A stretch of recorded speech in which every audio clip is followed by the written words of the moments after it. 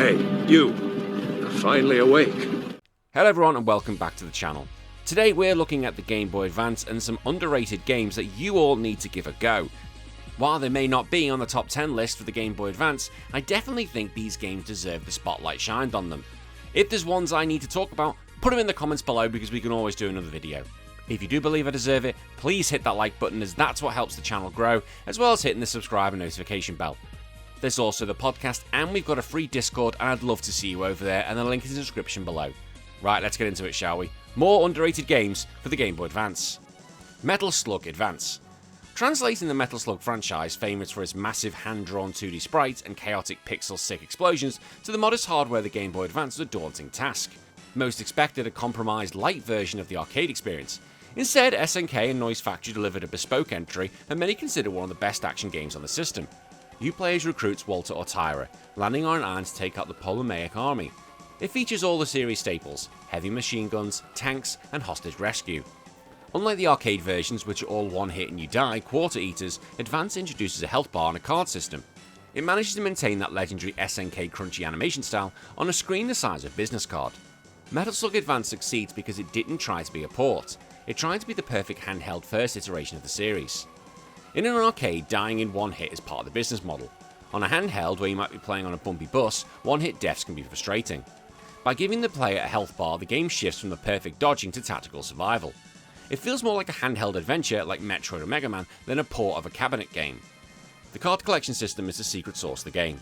There are 100 cards hidden throughout the levels. Some cards give you permanent stat boosts like more health and stronger grenades. Some unlock new slugs, which are the vehicles. Some unlock cheat modes on new paths. This gives the game incredible replay value. You aren't just trying to reach the end, you're hunting for secrets, which is perfect for the GBA's pick up and play nature. The game removes the live system entirely. If you die, you restart the mission. This sounds punishing, but because of the health bar and the ability to find food or items, it turns each mission into a self-contained challenge. It encourages you to master the levels rather than just credit feeding your way to the credits. Metal Slug is all about the personality of the machines. The way the tanks squash and stretch, the way the soldiers scream and run when you throw a grenade, and the massive screen-filling bosses that are all present here. It's one of the best looking games on the GBA, pushing the 2D capabilities of the hardware to its absolute limit. The level design is surprisingly dense. Most Metal Slug games are straight line from left to right. Advance features hidden paths, vertical segments, and areas accessible only if you found certain cards. It's like a light Metroidvania masquerading as a run and gun. The game features the iconic Metal Slug tank, but also introduces the Black Hound and the Slug Gunner. Getting into a vehicle feels like a genuine power-up, and the game manages to keep the screen from lagging even when you're firing 50 shells a second at a giant mechanical fortress. Metal Slug Advance is a masterclass in adaptation. It kept the soul of the arcade series, the humour, the art and the intensity, but rebuilt the mechanics to fit the GBA. It's a dense, rewarding and visually stunning action game that feels like a premium experience rather than a scaled-down port. Broken Sword, The Shadow of the Templars. While the 90s were flooded with point-and-click adventures, Broken Sword, which was known as Circle of Blood in the US, stood out by ditching the wacky cartoon logic of LucasArts and the death around every corner cruelty of Sierra. It's a cinematic, smart and beautifully paced mystery that feels like playing through a high-end European thriller. George Stobart, an American tourist in Paris, is enjoying a coffee when a clown walks into the cafe, steals a briefcase and blows the place up. Standard day. George is thrust into a global conspiracy involving the modern-day Knights Templar. George is joined by Nicole Nico Collard, a sharp French journalist. George's dry, self-deprecating American wit versus Nico's sophisticated French pragmatism is the heart of the game. The story takes you from the sewers of Paris to the mountains of Syria, the coast of Ireland, and the villas of Spain. Broken Sword is often cited as a perfect entry point for the genre because it respects the player's intelligence. The game features stunning hand-drawn 2D animation that looks like a feature film. The backgrounds are lush, painted masterpieces, and the character animations are fluid and expressive. Even simple actions like George sitting up or picking down an item are animated with a level of detail that was rare for the time. Unlike other games where you sometimes have to combine things like a rubber chicken with a pulley in the middle, Broken Sword puzzles actually make sense. If you need to get past a guard, you find a way to distract him. If you need information, you find a way to bribe or trick the witness. It rewards observation and conservation rather than random item mashing. George himself is one of the most likeable protagonists in gaming. He isn't an action hero, he's just some guy who's way out of his depth. His internal monologue is hilarious and his voice acting by Rolf Saxton gives him a neighbourly quality that makes you care about his safety. The game is famous for its Lockmarn goat. For years it was considered one of the hardest puzzles in venture gaming because it literally required timing, a rare mechanic in point and clicks. you have to click at exactly the right moment to outsmart a stubborn goat. It became a rite of passage for fans and a legendary piece of gaming trivia. Long before the Da Vinci Code became a global phenomenon, Broken Sword was making the Knights Templar cool. The game weaves real history with fiction so seamlessly that you find yourself actually learning about the Crusades, Philip, and medieval England while trying to solve a murder. Despite the murders and explosions, Broken Sword is a cozy game. The music is orchestral and atmospheric, and the pacing is deliberate. It's a game you'll play with a cup of tea on a rainy afternoon and getting lost in the sights and sounds of 19th Paris. Broken Sword showed the Templars some masterclass in storytelling.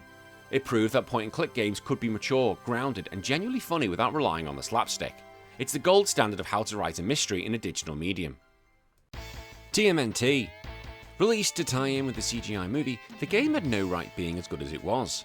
Developed by Ubisoft Montreal, which is the same team behind the Prince of Persia Sands of Time GBA ports, it's widely considered one of the best TMNT games since the arcade classic Tales in Time. It ignored the 3D trends of the era and doubled down on being a pitch-perfect 2D beat-em-up with incredible depth.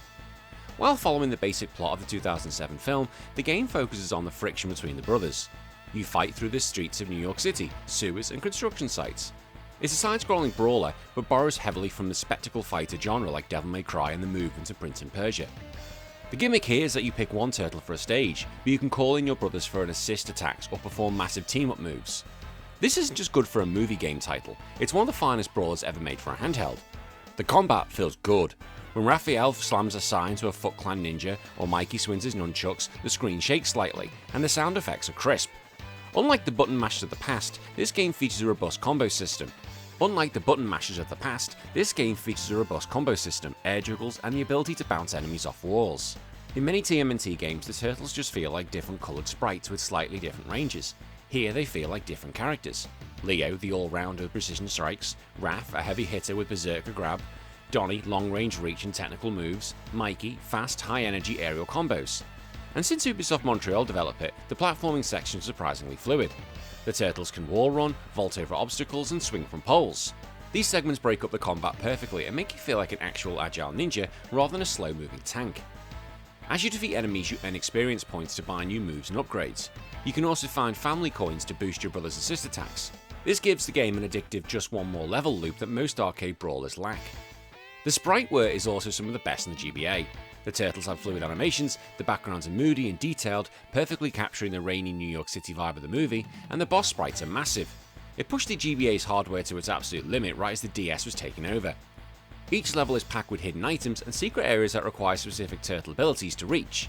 Encourage you to go back and replay stage with different brothers to achieve the 100% completion. TMNT on the GBA is the ultimate hidden gem. It was released late in the GBA's life cycle, meaning many people missed it, but it's a masterclass in how to handle licensed property. It's fast, stylish, and understands exactly what makes the Teenage Mutant Ninja Turtles fun: brotherhood and beating up ninjas. Boktai, The Sun is in Your Hand. Boktai is one of the most unique games ever released for a handheld. It wasn't just a game you played, it was a game that forced you to change your physical behaviour. It's the ultimate summer game, so you're not playing this in England, famously featuring a physical light sensor built directly into the transparent game cartridge. You play as Django, a solar boy and vampire hunter who uses weapons called the Gun de Sol, and you must travel undead-infested dungeons to hunt immortals. The cartridge has a small UV sensor on the back. To charge your in-game weapon and perform certain attacks, you have to physically go outside and stand in the sun. That is incredibly dangerous for Australia. Like the other day, if I just went outside, I'd burn, so I've screwed. The game features a real-time clock. During the day, you have the advantage. At night, the vampires become significantly more dangerous and your weapon won't charge. Boktai is a masterclass in immersion. It bridges the gap between the digital world and real world in a way that felt magic in 2003. Like Metal Gear, this is a soulless cinematic action game. If you run out of sunlight in a dungeon, you can't just blast your way out. You have to use stealth, like tapping on the walls to distract guards, hiding in shadows and sneaking past enemies. The tension is real because your ammo is literally tied to the weather outside your window. Defeating a boss in the dungeon isn't enough. You have to drag their coffin out to a soulless stake at the entrance and perform a purification ritual. This starts a tower defense style minigame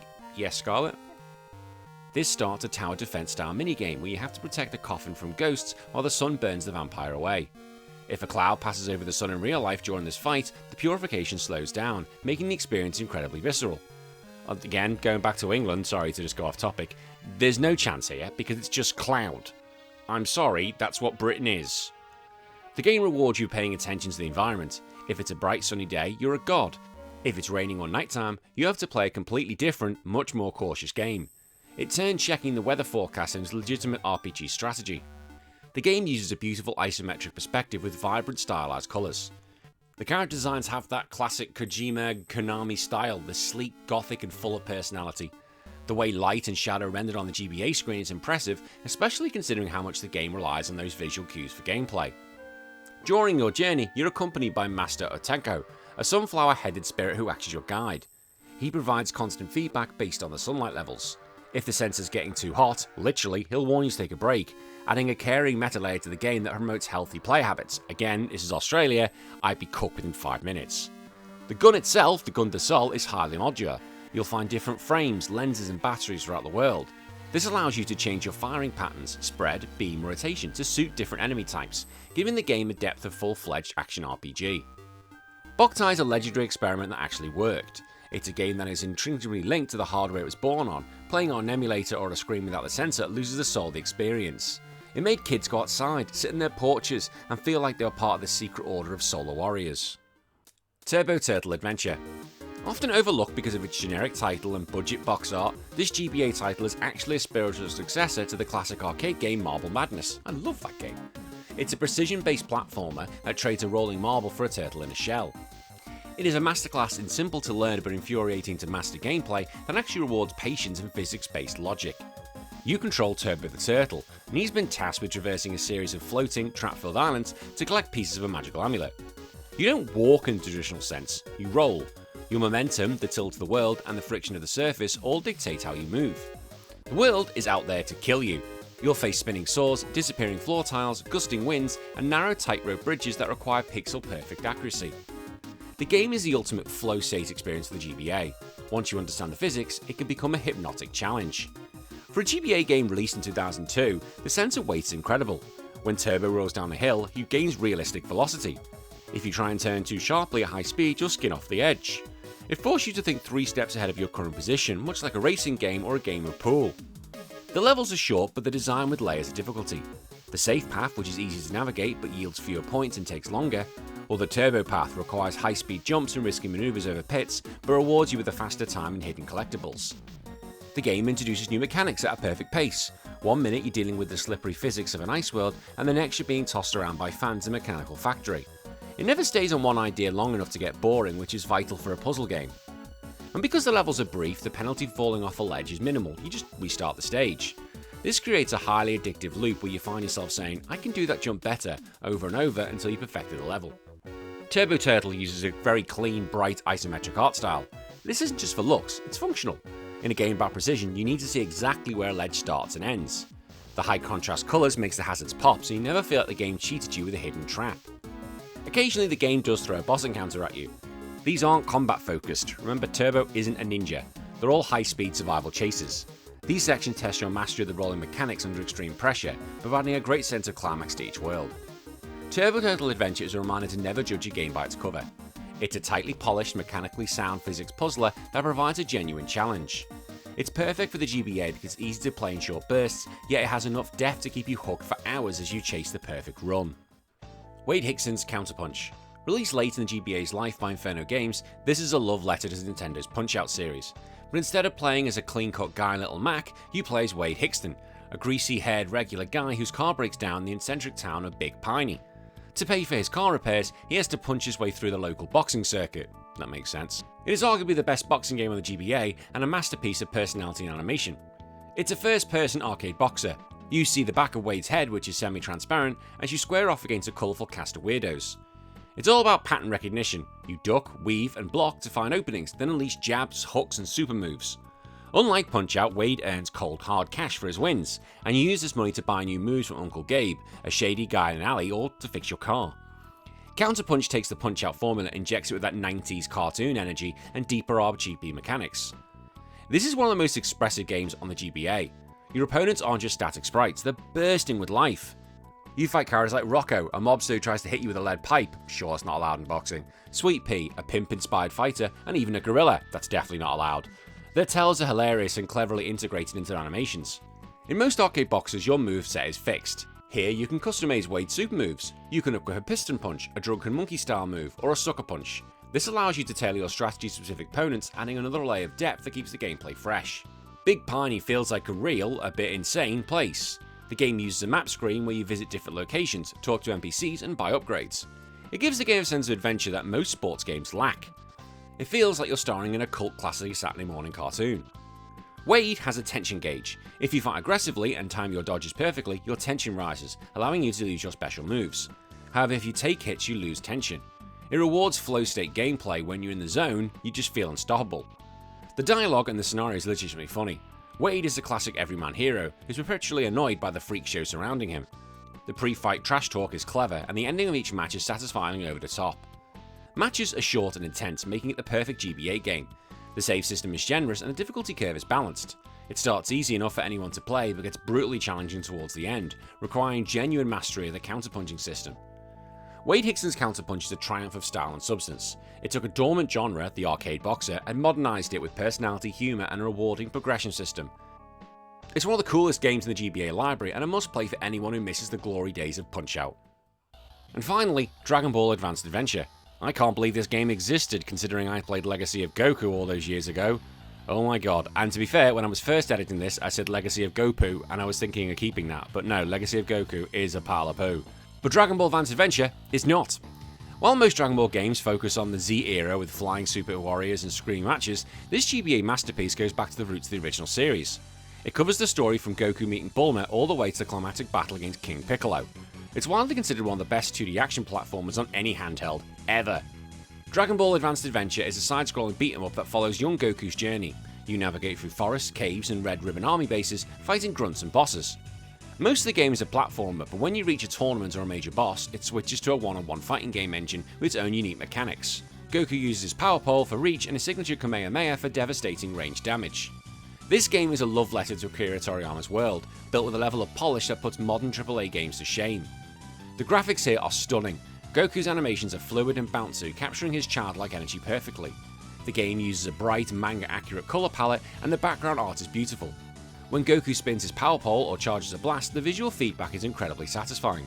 The combat is also much deeper than your average brawler.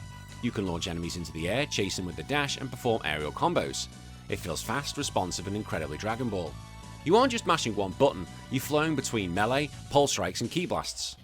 The tournament mode, which is the one-on-one fighting, is so well made it could have been its own standalone game. It features a guard break system where you have to balance offense and defense. It's a simplified but surprisingly technical fighter that captures the martial arts focus of the early series. Once you beat the story mode, the game opens up in a massive way. You can play the game in extra mode, where you can play as almost any character you've encountered, including Krillin, Jackie Chun, and even random enemies like a Red Ribbon Soldier. Each character has their own moveset, changing how you approach the levels. The game recreates the most famous moments of the show with high-quality pixel art cutscenes. Whether it's climbing Corin's tower, flying on the flying Nimbus, or infiltrating Muscle Tower, the game hits every nostalgic beat with perfect timing. The levels are also the ideal length for the Game Boy Advance. They're divided into distinct segments that keeps the gameplay fresh, some focusing on platforming, some focusing on combat, and some on mini-boss encounters. It never feels like a slog. It's a high-speed adventure from start to finish. Dragon Ball Advanced Adventure is a rare gem where the gameplay is just as good as the license. It doesn't rely on the Dragon Ball name to sell, it's a top-tier action game in its own right. It captures a sense of wonder, humour and martial arts mastery and made the original series a global phenomenon. And that's it, 7 underrated games for the GBA. What do you think about that? Do you agree with my list? Do you think there's more I need to talk about? Let me know in the comments below. Until then, I'll see you all in a few days. Please come over and check over our Discord, I'd love to see you over there. My name's been Danny, take care, bye bye.